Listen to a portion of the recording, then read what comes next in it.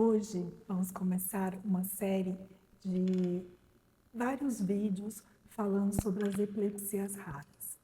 No dia 23 de novembro, eu falei na palestra sobre a importância tanto do diagnóstico precoce quanto esse caminho até o tratamento que eu vou denominar como tratamento personalizado. E o que são essas epilepsias raras? E são epilepsias de causa genética, na maioria das vezes com epilepsias e crises muito graves, né, de difícil controle, que impactam na questão da qualidade de vida, na questão do tratamento mais personalizado. E muitas vezes essas famílias começam a sua jornada, a sua odisseia da questão do diagnóstico muito precocemente, porque são idas e vindas a médicos, a hospitais, sem um diagnóstico correto, né? Um diagnóstico etiológico.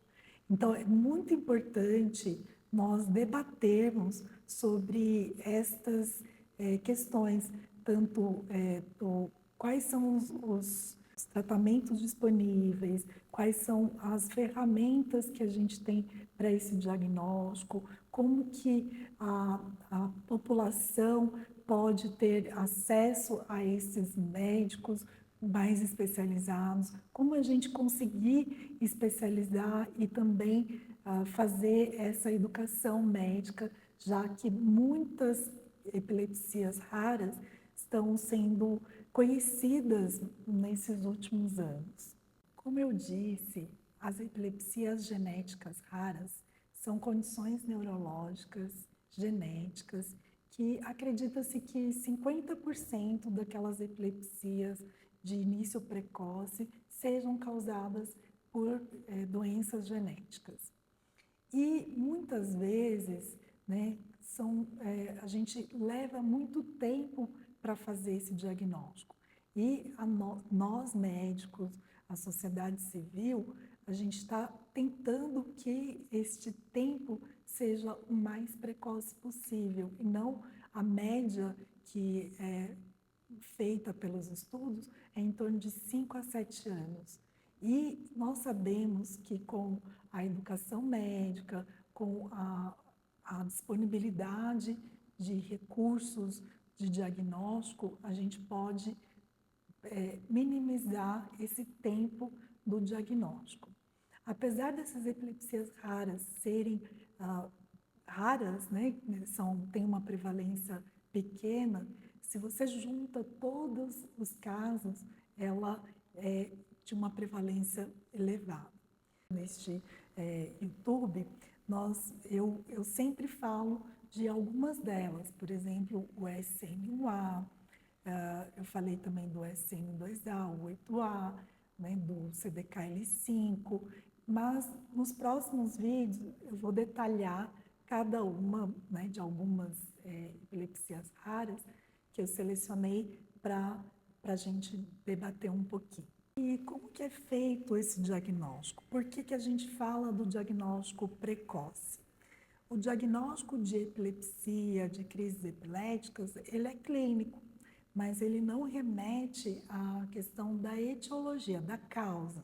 Então, é como se a gente estivesse falando de uma febre, né? A gente consegue detectar a febre através de um termômetro, né, do quadro clínico do paciente. Mas a febre pode ser causada por uma pneumonia bacteriana, por uma infecção de vias aéreas e por vários motivos. E também isso deve-se às epilepsias. Nós temos várias etiologias e várias etiologias genéticas. E cada uma delas tem mecanismos diferentes e, por isso, tem prognósticos diferentes e também tratamentos diferentes. Aí eu vou falar quais são esses diagnósticos, como que é feito. O diagnóstico, então, nós temos, que a gente fala, uma sequência. Então, a gente primeiro precisa saber quais são os tipos de crises que o paciente tem.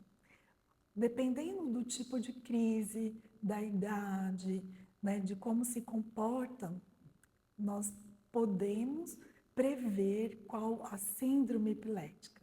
Então, nós temos a síndrome de West, a síndrome de Dravet, temos, né, mais recentemente, não falar também síndrome de West, mas síndrome dos espasmos infantis.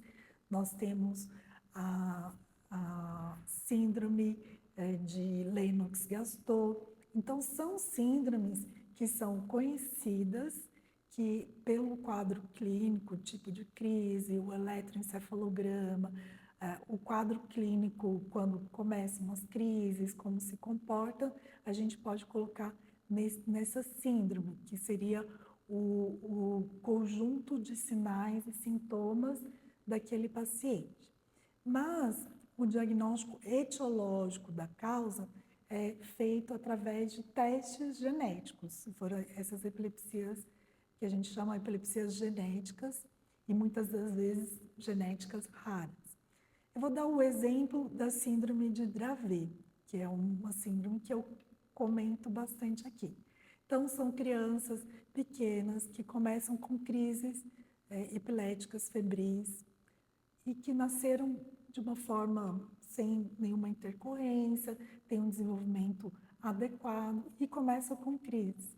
E crises, na maioria das vezes, hemiclônicas, né, de um lado só, que tem movimentos repetidos. E numa criança de 5, 6 meses, geralmente até um ano, mas na maioria das vezes de forma precoce. E, diferentemente das crises febris simples, né, das convulsões febris simples, elas geralmente são mais prolongadas. Então, duram 15 minutos, 20 minutos, 30 minutos, e que você vai investigar o eletro, tomografia, ressonância e dá normal. A criança vai para casa e, de repente, tem uma infecção ou toma uma vacina e tem outra crise. Este é um histórico bastante comum de uma criança com síndrome de Dravet. Então, é o quadro clínico. E quando a gente pega esse quadro clínico, né, para o médico, tanto no pronto-socorro quanto o médico neurologista, tem que levantar uma bandeira para pesquisar a síndrome de Dravet.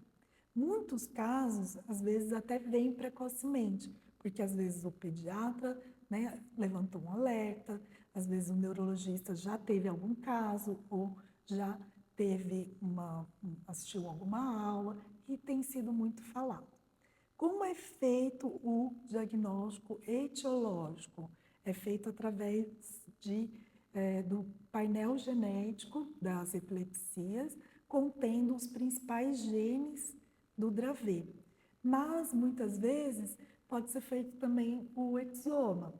Né? O que seria o painel genético e o exoma?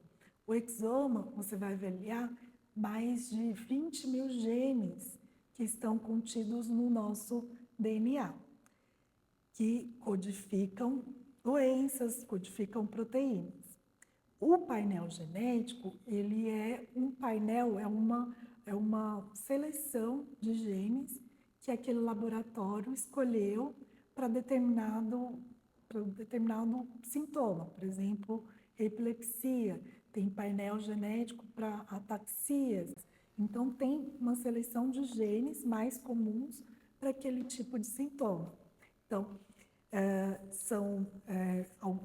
por exemplo, o painel de epilepsia pode ter 100 genes, pode ter 300, 400, mas não pega todos os genes da epilepsia, porque muitos outros estão sendo correlacionados com a genética, o fenótipo e o genótipo.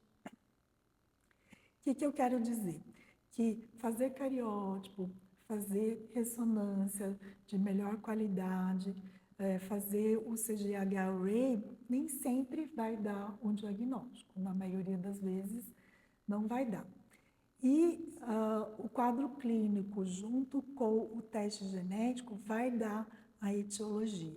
Tem alguns casos que mesmo a gente pensando que seja genético, pode vir negativo.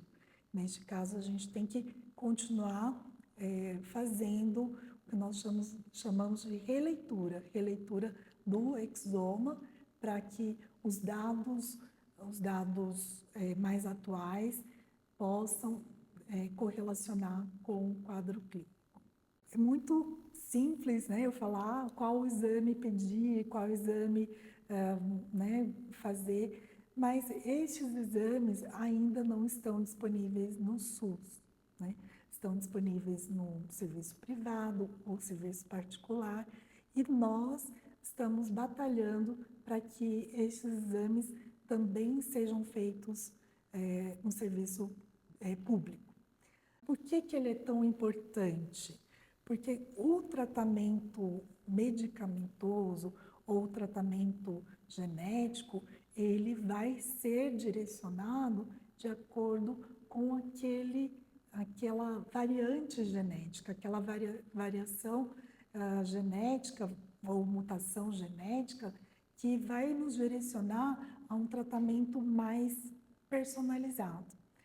Na síndrome de Dravet, nós temos tratamentos personalizados, como o valproato, o clobazam, o estiripentol, a fenfluramina, o clobazam, e são outros que são contraindicados, como, por exemplo, a carbamazepina, a lamotrigina, a vigabatrina, a oxcarbazepina e também a fenitoína. Por fim, os tratamentos também, não só para a síndrome de Dravet, os tratamentos genéticos, eles vão ser muito indicados naqueles casos que a gente tem toda a variante bem estudada, né, bem classificada, e sabendo isso, as indústrias, né, os pesquisadores estão estudando um tratamento para cada tipo de fisiopatologia, cada tipo de alteração genética, qual seria o mais indicado. Então, somente com a variante, o diagnóstico etiológico pelo teste genético, que a gente vai possibilitar esses tratamentos mais específicos como a terapia gênica. Nos próximos vídeos, eu vou falar sobre cada uma de epilepsias raras. Então, eu vou falar da epilepsia do KCNQ2, do KCNT1, do SN2A e do SN8A.